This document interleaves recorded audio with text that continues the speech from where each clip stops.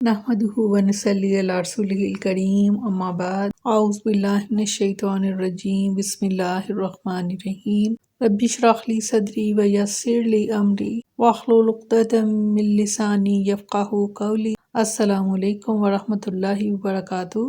کیسے ہیں آپ سب؟ انشاءاللہ خیر وافیت سے ہوں گے۔ اللہ تعالیٰ آپ سب کو اپنے حفظ و امان میں رکھے، آمین ثم آمین۔ 10واں پارہ سورۃ توبہ، آیت نمبر 7 to 12۔ لفظی ترجمہ: کیفا کس طرح یکون ہو للمشرکین مشرکین کے لیے عہد کوئی عہد من عند اللہ اللہ کے نزدیک، وعند رسولہ اور اس کے رسول کے نزدیک، الا مگر الذین ان لوگوں کا جن سے تم نے عہد کیا ہے، عند المسجد الحرام مسجد حرام کے پاس، فما استقاموا تو جب تک وہ قائم رہیں، لکم تمہارے لیے، فاستقیموا تو تم بھی قائم رہو، لہم ان کے لیے۔ ان اللہ بے شک اللہ تعالیٰ یحب المتقین دوست رکھتا ہے پرہیزگاروں کو۔ کیفا کیوں کر صلح ہو، وَإِنْ اور اگر یظہروا وہ غلبہ پائیں، علیکم تم پر، لا یرقبوا نہ لحاظ کریں، فیکم تمہاری، الا قرابت کا، ولا ذمۃ اور نہ ہی کسی عہد و پیمان کا، یرضونکم وہ تمہیں خوش کرتے ہیں، بافواہہم اپنے منہ کی باتوں سے، وتابا اور قبول نہیں کرتے، قلوبہم ان کے دل، واکثرہم اور اکثر ان کے، فاسقون نافرمان ہیں۔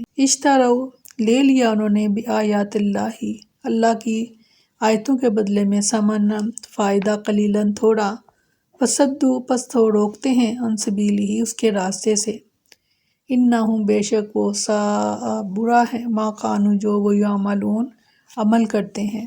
لا یرقبون نہیں وہ رعایت کرتے، فی مؤمنین کسی مومن کے بارے میں، الا قرابت کا، ولا ذمۃ اور نہ ہی عہد کا، وَأُولَئِکَ اور یہی وہ لوگ ہیں، ہم المعتدون جو حد سے تجاوز کرنے والے ہیں۔ فَإِن پس اگر تابوا یہ توبہ کر لیں، وَأَقَامُوا الصَّلَاةَ اور نماز قائم کر لیں، وَآتُوا الزَّکَاةَ اور زکوٰۃ ادا کریں، فَإِخْوَانُکُم تو وہ بھائی ہیں تمہارے، فی الدین دین میں، وَنُفَصِّلُ اور ہم کھول کر بیان کرتے ہیں، آیاتی آیتوں کو، لقوم ان لوگوں کے لیے، یعلمون جو علم رکھتے ہیں۔ وَإِن نَکَثُوا اور اگر وہ توڑ دیں، ایمانہم اپنی قسموں کو، من بعد عہدہم اس کے بعد اپنے عہد کرنے کے، وطعنوا اور عیب نکالیں، فی دینکم تمہارے دین میں، فقاتلوا بس جنگ کرو، ائمۃ سرغنوں سے، کفر کے، انہم بے شک یہ لوگ، لا نہیں، ایمانہ قسمیں ان کی، لہم ان کی کچھ بھی، لعلہم تاکہ شاید کہ وہ، ینتہون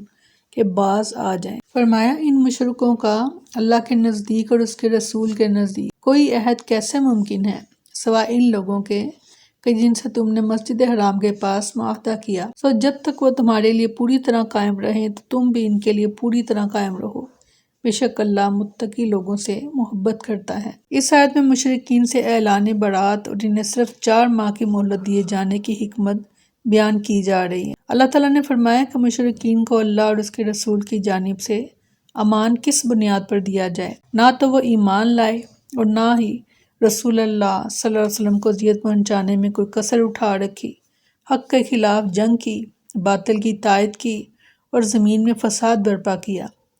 اس لیے اللہ اور رسول اللہ صلی اللہ علیہ وسلم کی طرف سے وہ کسی رعایت کے مستحق نہیں ہیں۔ ہاں، بنو بکر بن کنانہ کے جن لوگوں کے ساتھ رسول اللہ صلی اللہ علیہ وسلم نے صلح حدیبیہ کے موقع پر حرم کے پاس معاہدہ کر لیا تھا، ان کے معاہدے کا خیال کیا جائے گا اگر وہ بھی اس کی پاسداری کریں، اس لیے کہ اللہ غدر و خیانت کو پسند نہیں کرتا۔ سیدنا ابو رافع رضی اللہ عنہ بیان کرتے ہیں کہ صلح حدیبیہ کے موقع پر قریشیوں نے مجھے رسول اللہ صلی اللہ علیہ وسلم کی طرف روانہ کیا۔ جب میں نے آپ کو دیکھا تو میرے دل میں اسلام کی رغبت ڈال دی گئی، بس میں نے کہا، اے اللہ کے رسول، میں تو اب اللہ کی قسم کبھی ان کی طرف نہیں جاؤں گا۔ آپ نے فرمایا، میں عہد کو نہیں توڑتا اور نہ ہی قادسوں کو قید کرتا ہوں، تمہیں چاہیے کہ واپس جاؤ، پھر اگر تمہارے دل میں وہی بات رہے جو اب ہے تو واپس آ جانا۔ کہتے ہیں میں واپس چلا گیا اور دوبارہ نبی صلی اللہ علیہ وسلم خدمت میں لوٹ آیا اور اسلام قبول کر لیا۔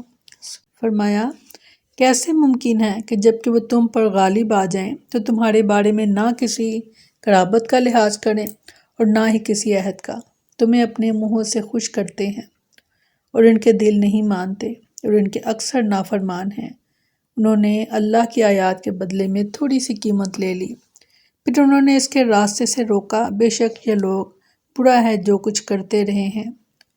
وہ کسی مومن کے بارے میں نہ کسی قرابت کا لحاظ کرتے ہیں اور نہ ہی کسی عہد کا، اور یہی لوگ حد سے تجاوز کرنے والے ہیں۔ ان آیات میں کفار و مشرکین ایسے عہد شکن اور بد کردار لوگوں کو بے نقاب کرتے ہوئے اللہ تعالیٰ نے فرمایا کہ یہ لوگ اپنی چکنی چپڑی باتوں کے ذریعے تمہیں خوش کرنے کی کوشش کرتے ہیں، عہد نبھانے کی یقین دہانیاں کراتے ہیں، مگر دل سے وہ اس کے انکاری ہیں۔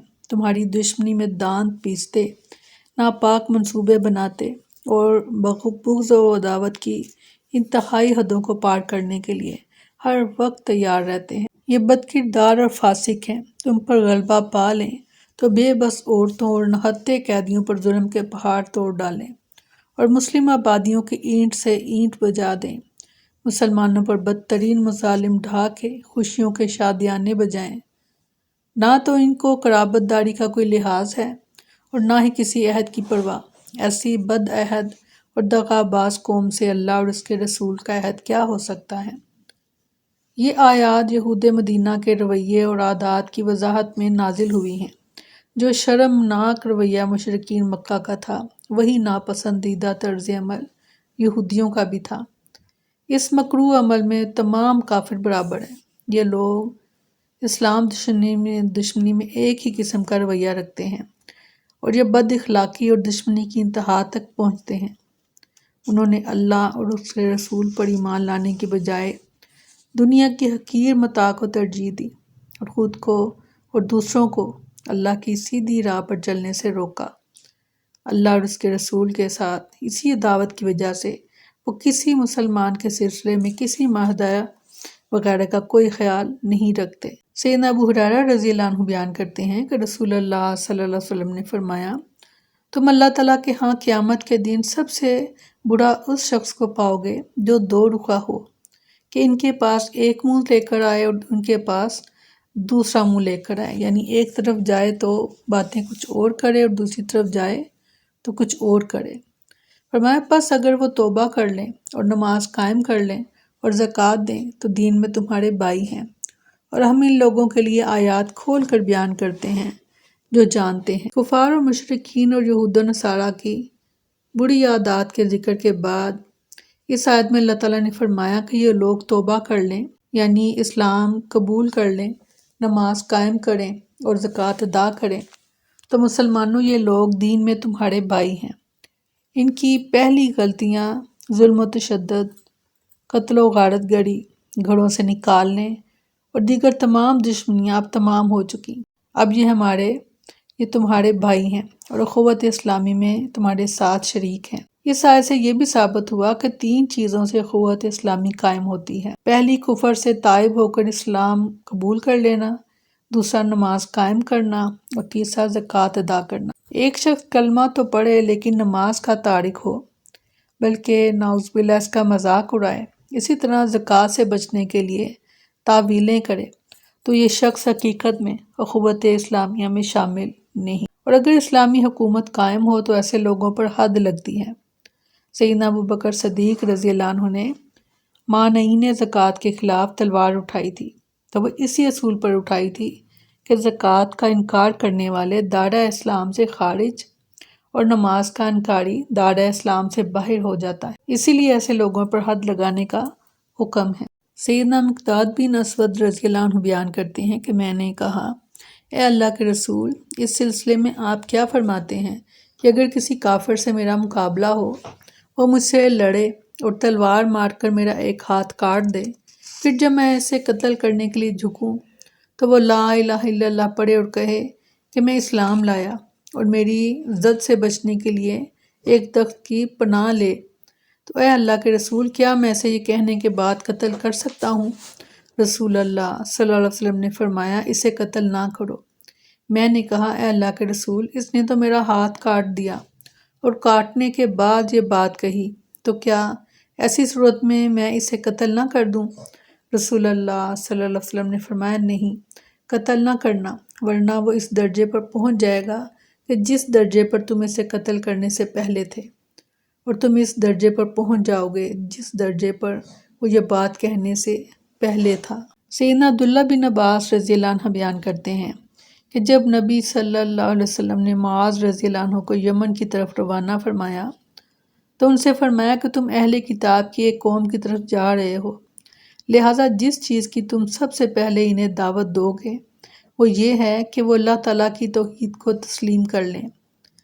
جب وہ توحید کو سمجھ لیں تو پھر انہیں بتانا کہ اللہ نے ان پر دن اور رات میں 5 نمازیں فرض کی ہیں۔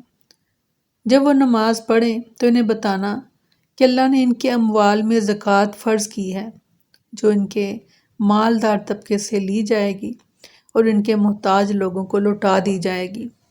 جب وہ یہ بات تسلیم کر لیں تو ان سے زکوٰۃ لے لینا لیکن ان کے بہترین مال لینے سے پرہیز کرنا۔ فرمایا اور اگر وہ اپنے عہد کے بعد اپنی قسمیں توڑ دیں اور تمہارے دین میں طعن کریں تو کفر کے پیشواؤں سے جنگ کرو، بے شک یہ لوگ ان کی کوئی قسمیں نہیں ہیں تاکہ وہ باز آ جائیں۔ یعنی جن لوگوں کی حالت یہ ہو کہ وہ نہ صرف تم سے معاہدہ کر کے اسے توڑتے ہوں بلکہ تمہارے دین کا بھی مذاق اڑاتے ہوں تو سمجھ لو کہ ایسے ہی لوگ ائمۃ الکفر یعنی کفر کے سردار ہیں، ان کی قسموں کا کوئی اعتبار نہیں، لہٰذا تم ایسے لوگوں کو کسی قسم کا موقع دیے بغیر برسرے پیکار ہو جاؤ، شاید تمہاری تلوار ہی انہیں ان کے کرتوتوں سے باز رکھ سکیں۔ سبحانک اللہم و بحمدک نشہد ان لا الہ الا انت نستغفرک و نتوب الیک۔